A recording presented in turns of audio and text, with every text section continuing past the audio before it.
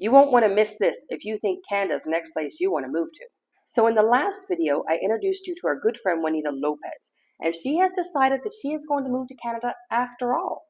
Even though she knows the cost of living is rather high, see my first video, and the taxes that will be taken off her paycheck are very high and leave her with almost nothing to live on, see my second video, but she was told that she could get a really good job in Canada through the Foreign Workers Program.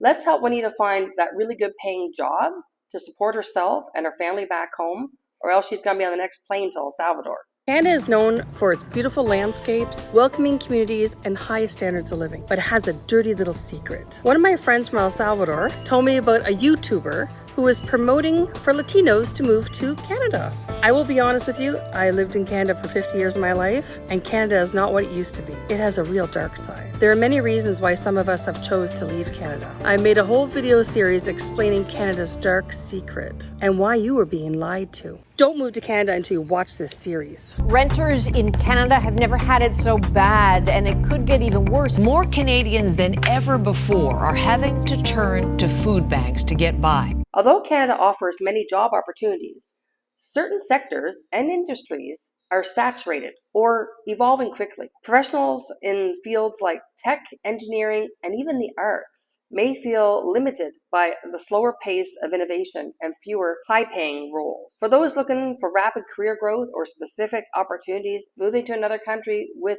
booming industries, not Canada, may be more appealing. Actually, many small businesses are collapsing under the tax burden in Canada. And it isn't just the small businesses that are undergoing a collapse. Businesses like the Body Shop and Red Lobster are going under too.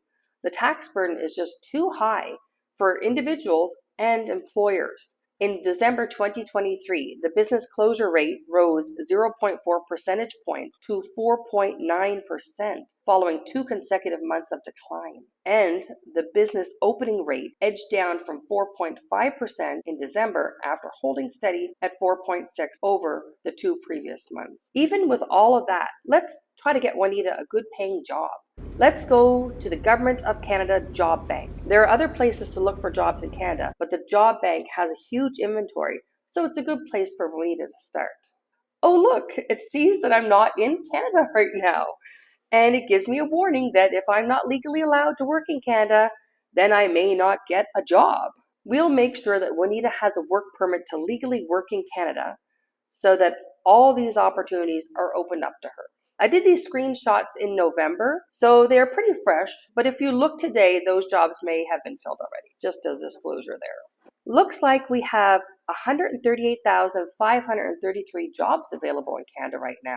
Wow, that's good for Juanita, right?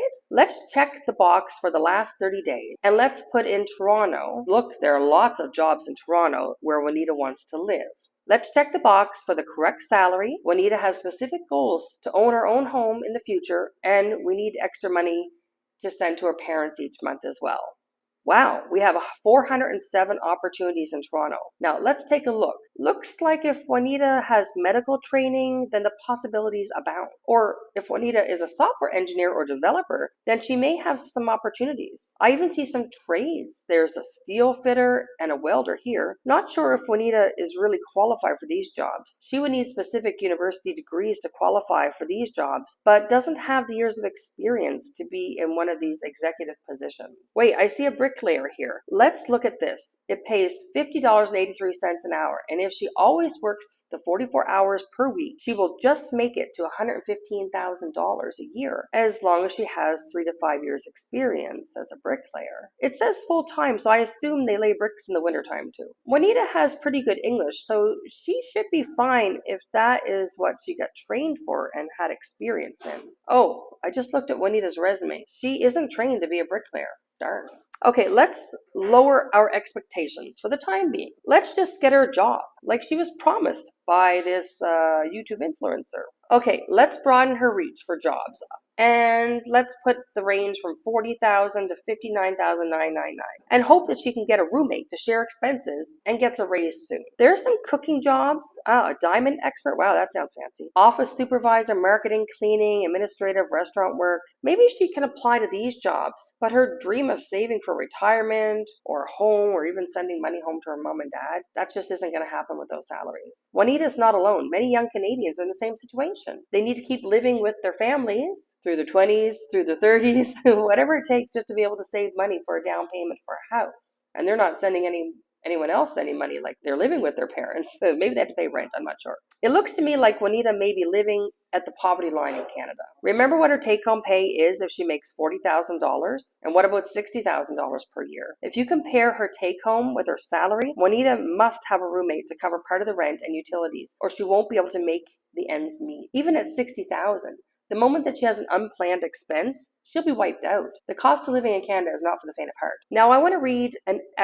post about the jobs report that just came out this week. Good morning, Canada. Let's talk about the latest employment report from Statistics Canada, a document the Trudeau government would love for you to skim over with your morning coffee and forget about it by lunch. But I won't let that happen. This report is a damning snapshot of a country stumbling under the weight of government mismanagement, economic stagnation, and misplaced priorities. Now, on the surface, they'll point to the headline, 51,000 new jobs in November. Sounds like progress, right? But dig just a little deeper and you'll see that the unemployment rate also rose to 6.8%, the highest in 7 years if you don't count the pandemic. Why? Because more Canadians are desperate enough to rejoin the labor force, only to find there's no work waiting for them. Let's break this down. Manufacturing jobs down by 29,000. That's thousands of families in Ontario losing their livelihoods because this government is obsessed with choking industry through carbon taxes and red tape. Transportation and warehousing, another 19,000 jobs gone, partly because Trudeau couldn't even keep the ports running smoothly. Meanwhile, youth unemployment skyrocketed to 13.9%.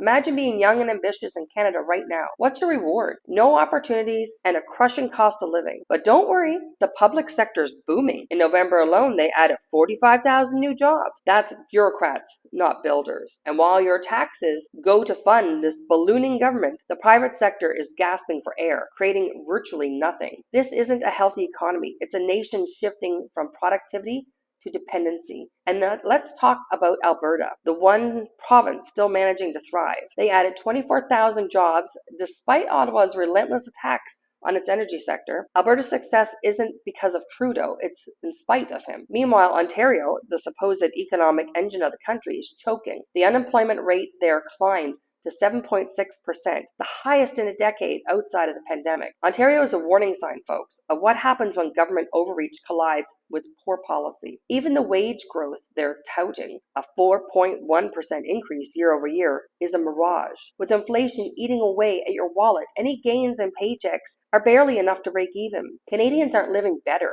They're just surviving. And yet Trudeau stands at the helm of the sinking ship with the NDP cheering him on. Their solution? More government jobs, more handouts, and more rules to strangle the private sector. This isn't leadership, it's slow motion economic disaster. The numbers don't lie, folks. We're not on the road to recovery. We're on the road to ruin. This country doesn't need more bureaucrats and subsidies. It needs opportunities, freedom, and policies that let Canadians build, grow, and thrive. Until that happens, reports like this will continue to reflect a nation in decline. And that's the real story they don't want you to see. Stay tuned. There's more to uncover, and I'll be right here to do it. So please take this to heart if you're still thinking about coming to Canada. We are a nation in decline in Canada. This is not a place of growth and opportunity. The Canadians that are already there don't have the opportunities. New people coming to Canada will definitely not have those opportunities either. You are being misled. You are being lied to if people are telling you that Canada is the place to go for your next career. Stay tuned for the next video on the Canadian healthcare system,